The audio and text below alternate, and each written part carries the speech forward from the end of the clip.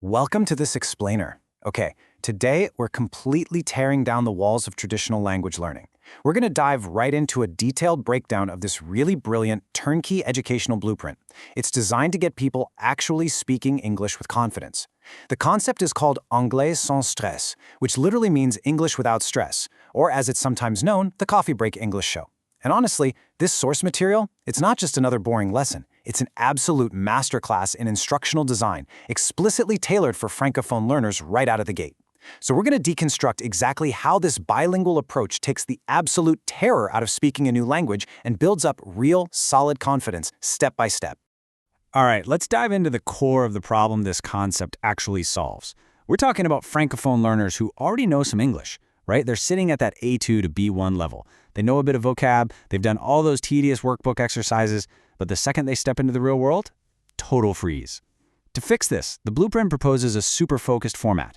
These really short, punchy 5 to 7 minute micro-learning sessions. And the absolute genius here is the bilingual format. It completely strips away the friction. It gives learners those complex explanations in their native French, but it keeps the actual dialogue and the practice entirely in English. It's a real game changer.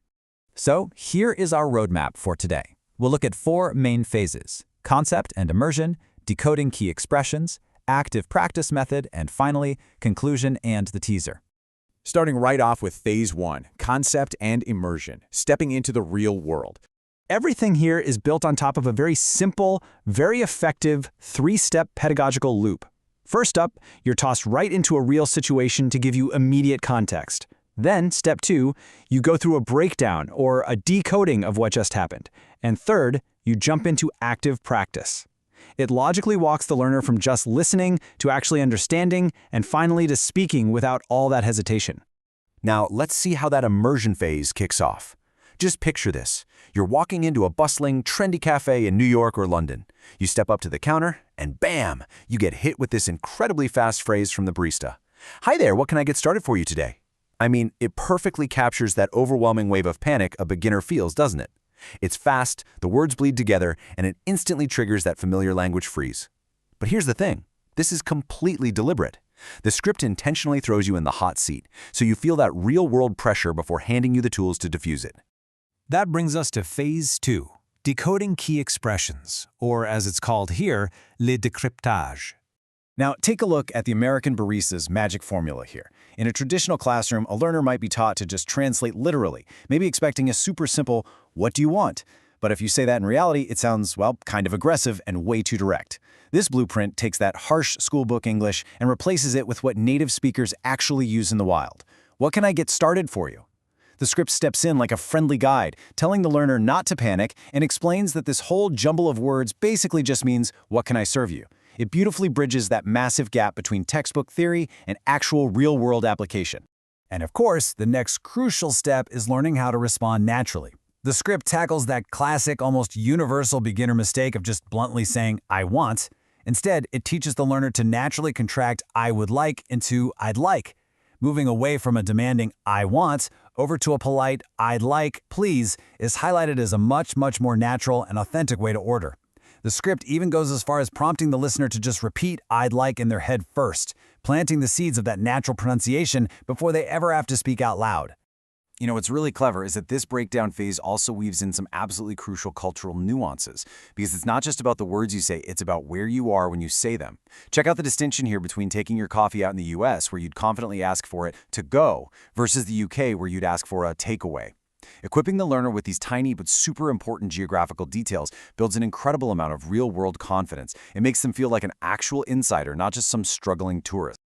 Moving right along to Phase 3, active practice method, or la pratique active. This is where the training wheels completely come off. The source material roots this phase deeply in established methodology, specifically leaning on principles from experts at Leonardo English.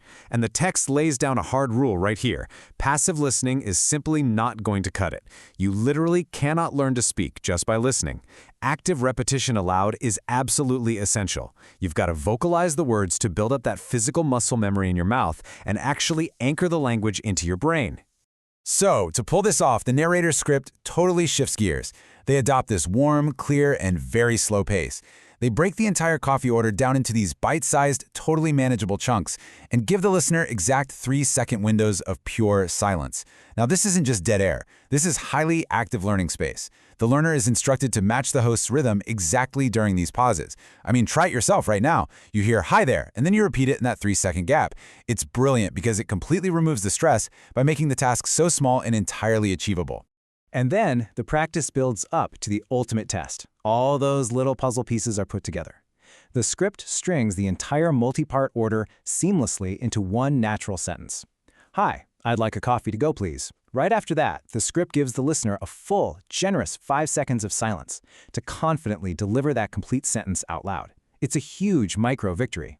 In literally just a few minutes, the learner has gone from panicked listening to confident, full-sentence speaking. Finally, we hit Phase 4, conclusion and the teaser, wrapping up the micro-learning loop. So, how do they close the loop? The script congratulates the learner on nailing their first order, but then it drops this totally relatable cliffhanger in French. Comment réagir si le serveur demande votre prénom et que vous ne comprenez pas? Meaning, what on earth do you do if you can't understand the barista asking for your name? It's great because it validates a very real fear, and it promises the exact solution in the very next session, leaving the learner super eager for the next breakdown. So I'll leave you with this thought. Are the educational materials you use actually solving real-world anxieties, or are they just teaching textbook vocabulary that people will be entirely too terrified to actually use?